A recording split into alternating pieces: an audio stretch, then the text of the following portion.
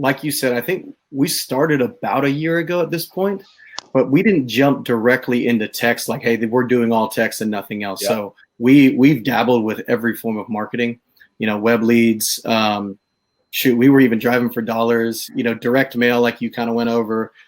We did Facebook cold calling. We had cold callers calling on our behalf. Referrals, wholesalers. We were reaching out to, wholesalers to try to get flip properties. So we've done all the forms of marketing. And then we really started to ramp up because of the value we saw it creating for us with LaunchControl. And then once we got our REVA Global RV, what do you call them? RLM. RLM. I know we went a little fancy. The RLM. Yeah, I'm not used to that lingo yet. But once we got Jill, I'm telling you, it was a huge game changer for us. So before that, sign her up, Hunter, you were doing everything, right? So you were that 80 and the 20.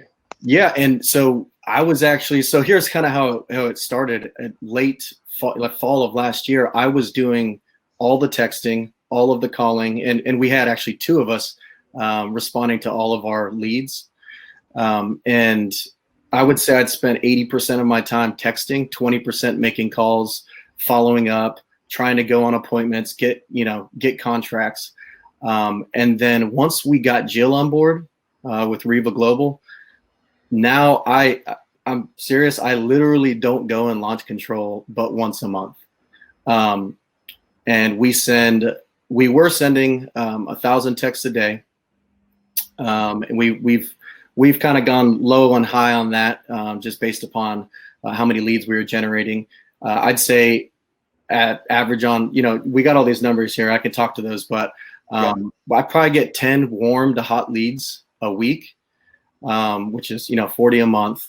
And the conversion rate. So let's just say in the second quarter, I think we brought in, I think 25 contracts in just those 3 months. Not all of those came to fruition. I think it was around 20 that we actually got, all the way through the line. But one thing that I will mention is we do other forms we don't just do wholesaling. We do all kinds of different forms. So we'll do flips, we'll do wholesale. We've been doing a lot of different, forms of creative investing with a lot of these leads. And so my experience with LaunchControl has been great because it's only ever improved, continue to improve and improve and improve. And we get all these new features, and it's like Christmas every month or something. We get all these features. And then with Jill on board, it's just so easy because I just pull up my CRM and not only do I have like 5 new leads in, midweek, but I also have a calendar invite on my calendar where she's just boom, popped it on my calendar and said, hey, call this point. And we've gone mostly virtual at this point. So as a result of coronavirus, we kind of changed with the times a little bit. And we started just trying to get deals under contract over the phone. And it's been super successful for us because North Georgia, Greenville, South Carolina, and kind of the greater North Georgia, South Carolina areas, they're kind of big. So to go on appointments sometimes could take 2 to 4 hours. Well, now we're closing up all our contracts. And the cool thing about it is that we brought that forward to the text messages and our canned responses and everything, to where it sets us up to have basically 3 calls, get a contract. And if not, then we're putting them in a follow-up campaign, either back in LaunchControl or in our CRM. Awesome. And then these are some of your other numbers kind of pulled up here. I'm looking at the numbers here. Yeah. So basically what it comes down to is net. I think we took this as an average when you, Travis, and I and Sam were putting this together. So it basically nets out of the past from year to date to basically 5.5 contracts, and that nets to 4.5 deals per month. Yeah. Yeah, and another thing, I and it's not on this, I think it was on the previous page, but we said our average cost per deal was $977 for lead. Everything. And that number is, again, it's kind of loaded because that's not taking into account all the equity we're getting. We're doing we're taking subject to owner finance deals now, and we're getting a huge bit of equity. And so that's not even taking that. That's straight up. That's a good point. I should point that out, because that's becoming obviously a much more popular way of taking on deals. The same thing we're doing. And also that also includes my fee and Jill's fee, by the way. So that number's loaded.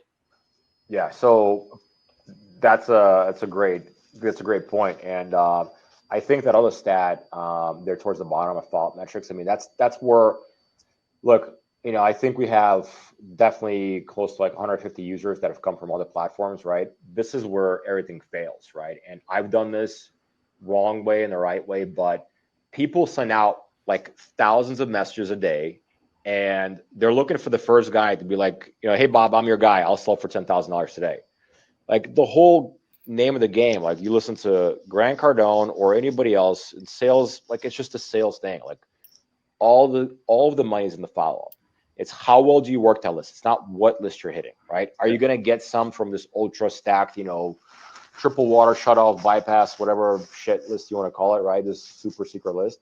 Yeah, you might. But at the same time, like, if you apply the same principle of the reason why we built in the drip campaigns is, again, most of the deals, like, we've gotten a deal that we started with last July, 2019, in this year.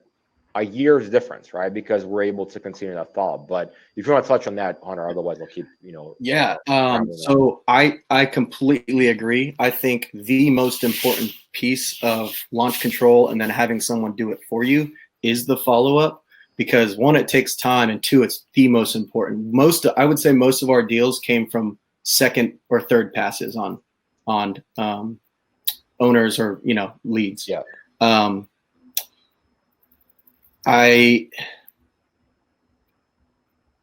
want to say from drip campaign recently, at least 3 of our contracts came from a drip, right? So we had thrown them in a drip campaign, fire, forget, and then they end up becoming a lead, a warm or hot lead in our CRM, and the big piece of that is timing. So a lot of the sellers aren't ready at a certain point, but the next time, the next pass, the next time you hit them, they are ready.